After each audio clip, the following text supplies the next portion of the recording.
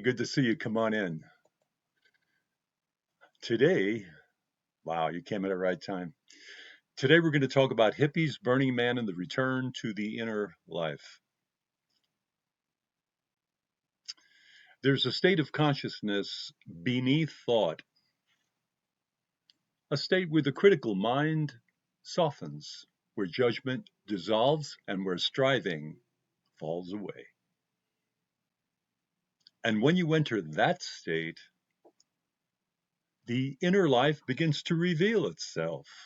This is not imagination, it's not mysticism, it's the natural physiology of human vitality. And this is something that I call inscendance. You see, this is the descent beneath thought. Let's go down a little bit here. So when you stop judging, when you stop criticizing, and when you stop trying to reach something or become something, the mind shifts, doesn't it?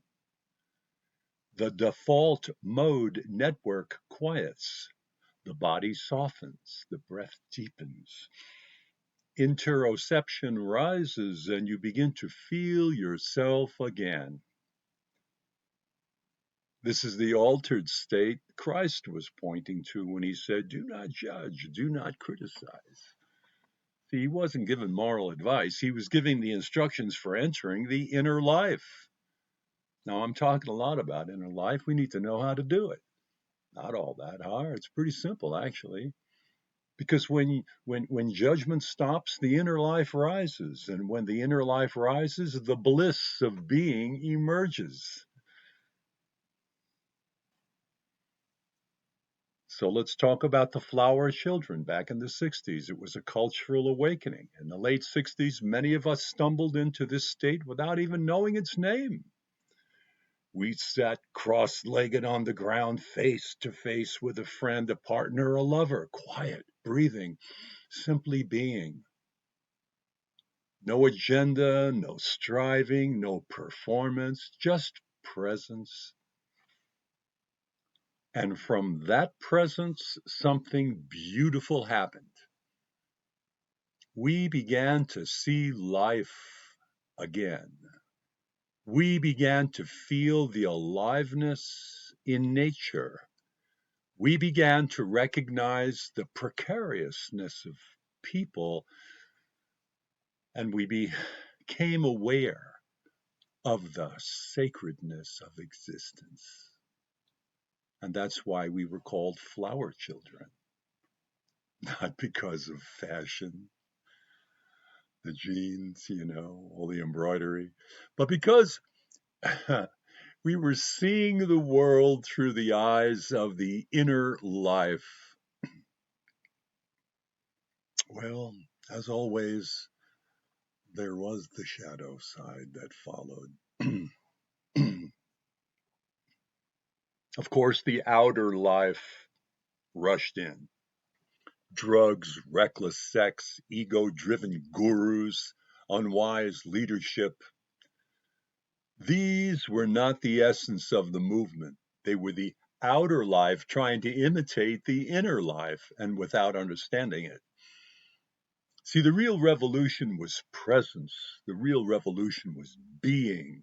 The real revolution was the inner life awakening in a generation.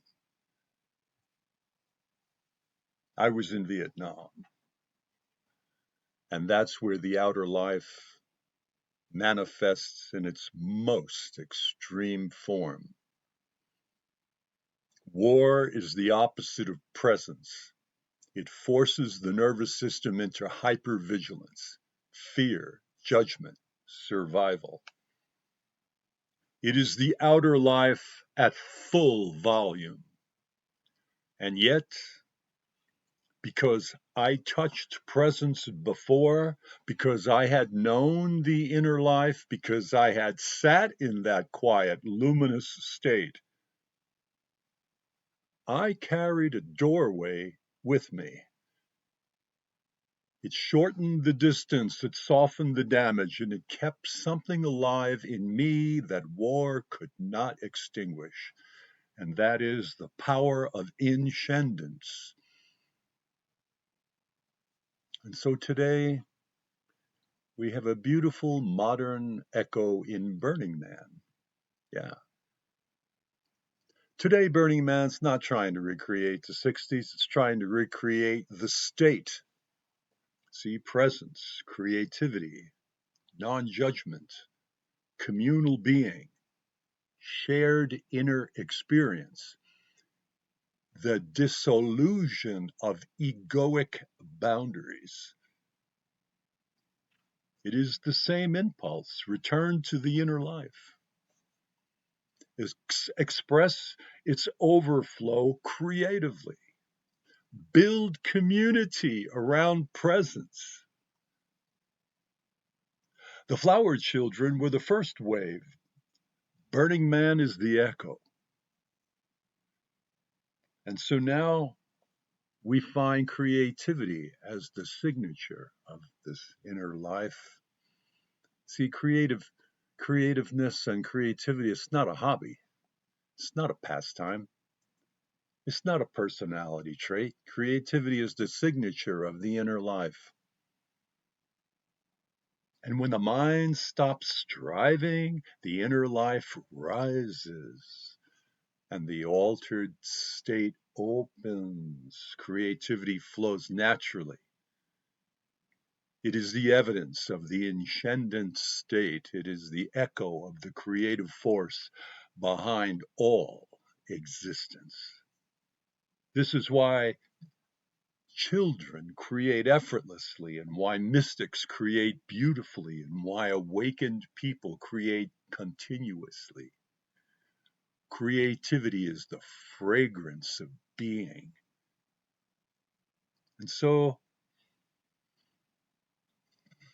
let me explain in no uncertain terms to you that the perfect self, the home of Inscendance, exists simply, wonderfully, and blissfully in each person.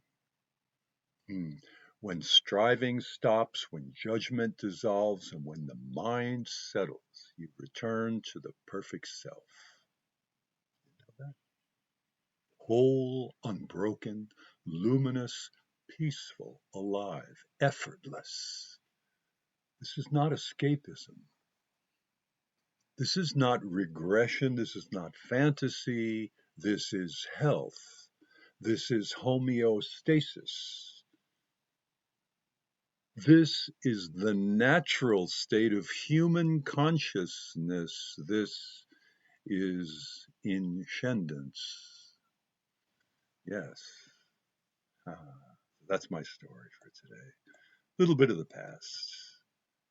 Happy you stepped aboard my vessel, and we had a few minutes to do some fair weather sailing together. So now I would say, till the next time, remain. Yes, I say remain in peace.